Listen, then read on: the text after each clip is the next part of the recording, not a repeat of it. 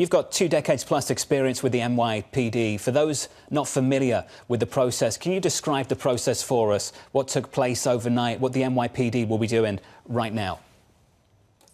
So thank you for having me, and my condolences to the families of all involved.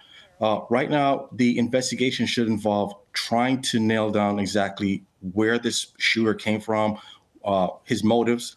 Does he have a manifesto? They have to now do video canvases to go backwards, trying to find out what direction he came from. I heard he drove in from Vegas, which is about 2,500 miles, about a 40-hour drive. So this is a very dedicated person in what he wanted to do. They have to go into his life, dig deep into his life. They have to go into his social media, his friends. I was told a vehicle that he drove here has been commandeered by the NYPD. That vehicle has to be forensically evaluated. They have to take that vehicle and search it for evidence, of course, look for any documents that he left in there, any notes, anything he wrote down regarding what had happened. Another thing that would be great would be to do fingerprints and DNA swabs inside that vehicle, trying to find out who else was in this vehicle with him, because we still have to nail down, is this a one-off, this is a random event, is this one person doing this by himself, or are there other people involved? So you really have to now dig deep into his life, because you can't interview him, you can't interrogate him. You now have to go into all his phones, his computers, anything that he has that's digital. You have to try to find out, do phone forensics, computer forensics, trying to find out what information you can find on this person. Michael, one theme we've been exploring throughout this morning is the shifting nature of threats. In your extensive terrorism attack response experience, can you talk to us about how the nature of threats is developing, particularly over the last 12 months, with grievances going to corporations and the individuals that represent them, and unfortunately, tragically, having deadly consequences? Michael, what can we do? What do we need to rethink to protect these corporations and the securities and the people that ultimately are employed by them? So that's a great question.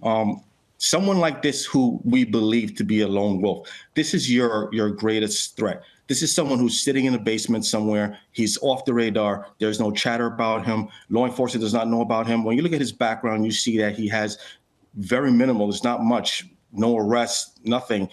Someone like this, to protect against someone like this is very, very difficult.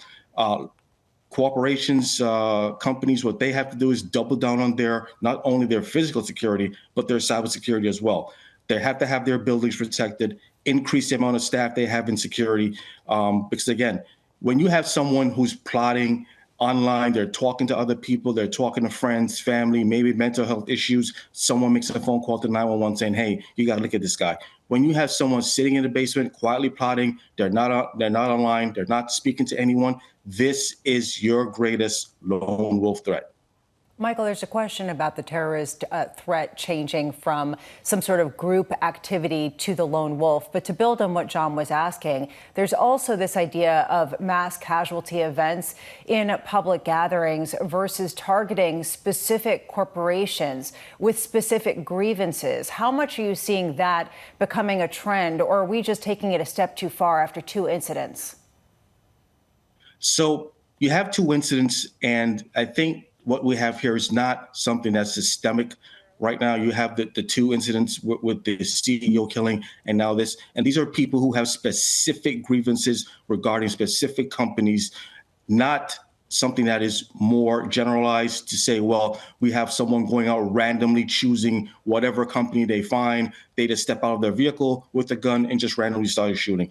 These are people who have specific grievances. So I think when you look at it that way, the threat is minimalized, it's contained to just someone who has that particular grievance, and not say someone who's radicalized, someone who's acting or inspired by a group like ISIS or Al-Qaeda, going out there just trying to shoot and stab or run amok within Times Square. When you look at the weapon that he had, he could have gone to any high traffic location in New York and started shooting. He was 42nd Street, Union Square, a lot of victims. A gun like that can kill a lot of people in a few seconds.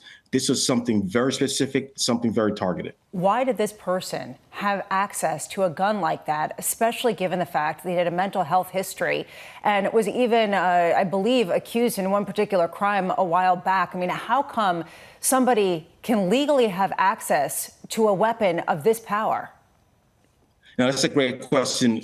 Someone with a mental health history. Now, the thing is, do we know that his mental health history was pronounced and that it was something that was known, or was it something that he was diagnosed, but it was not made aware to law enforcement? To my understanding, he had a gun permit issued by Las Vegas PD. So in issuing a gun permit, you would do a background check on someone that would include, is this person a criminal? Does this person have a mental health issue? For some reason, this man fell through the cracks.